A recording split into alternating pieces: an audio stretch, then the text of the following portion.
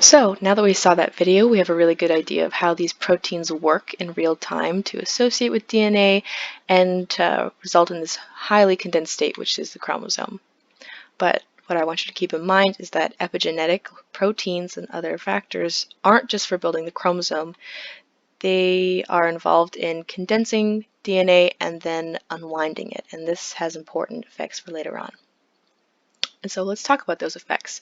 Like we said, there's the main factors involved in epigenetics are proteins and the methylated cytosines. So let's have a look at the proteins involved. Why we care is that epigenetics affects expression. As we can see here, this is a region of DNA that's associated with nucleosomes, but it's less tightly wound around these nucleosomes. Over here we have a tight association. The two names for this is euchromatin and heterochromatin. And in general, euchromatin, like I said, is less condensed. And this allows proteins, such as transcription machinery, to associate with these regions of DNA and transcribe those genes. So euchromatin is generally associated with highly expressed genes. Heterochromatin, on the other hand, is highly condensed, and although there is some expression, it's much less than euchromatin. And there's two forms of heterochromatin. Facultative is the state of highly condensed, but is plastic to being unwound and accessible. So there's the state of chromatin that can change its epigenetic condensation. Constitutive, however, will stay permanently condensed, and examples of such regions are the centromeres and telomeres. So keep in mind that if it's tightly wound, there is still some level of transcription, but it's greatly reduced. And so this is how epigenetic marks have an effect on what cells look like, as cells that need transcription machinery to associate with these domains will have them likely in a less condensed euchromatin state, whereas another cell that might not need those genes expressed would have them in a highly condensed heterochromatin state. So let's look at an example of this. We're going back to the ABO gene, which determines blood type identity. And let's have a look at red blood cells that, for example, would still have the nucleus. And so if we were to zoom in the genome and look at chromosome 9, the ABO locus, we might expect to see the ABO locus to be in a less condensed state because the ABO gene is expressed in these blood cells.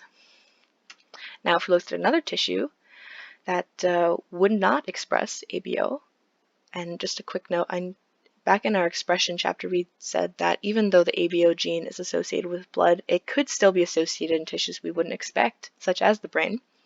But for the moment and for the purposes of this example, let's pretend that we know for sure that ABO is not expressed in the brain. And so if we were to look at the exact same region, the ABO locus, we might see more tightly bound DNA to these nucleosome complexes, as we don't need active transcription. So keep in mind that the proteins, epigenetic proteins, are involved in what cells express at one time. And so this is one way in which cells are different from each other and can perform different functions because they have different genes expressed and different cellular states. Now let's talk about methylation, the role of methylation in all of this. As you recall, methylation is not a protein, but an actual chemical mark to the cytosine nucleotide. This is what we see here. This is the nitrogenous base, cytosine, and what happens, let's grab a pen, is a methylation on one of the carbons. And the importance of this is that when you add this methyl group, you change the structure of the cytosine, making it clunkier in a sense.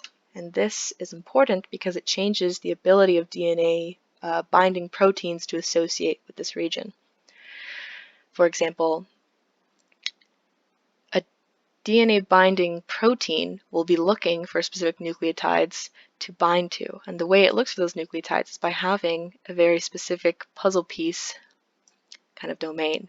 And if you have a methyl group here, it might not be able to fit as well. And the result being that that protein cannot really bind there. And so in general, what we find is that methylation of cytosines generally reduces transcription. And there's a couple mechanisms by which we think this occurs. So first, just like I mentioned, transcription factors are proteins. And if they have a C in their DNA binding domain, they will not be able to bind to DNA. They will not be able to promote transcription. The other method is by repressor binding. Repressors are proteins that when bound to DNA regions, they inhibit transcription. And what we found in scientific literature is that there are certain repressors that contain methylated cytosine binding domains. And so what happens when cytosines get methylated is that their transcription factors can no longer bind or have more difficulty binding, and now repressors will come in and bind to the site, further decreasing transcription. This phenomenon also helps us differentiate between cell types, as methylation, areas that are methylated, and levels of methylation will vary depending on cell type. And so just like with the proteins, these marks, just as the protein histone nucleosome coiling, are more permanent ways to change and alter expression, allowing cells to look and behave differently.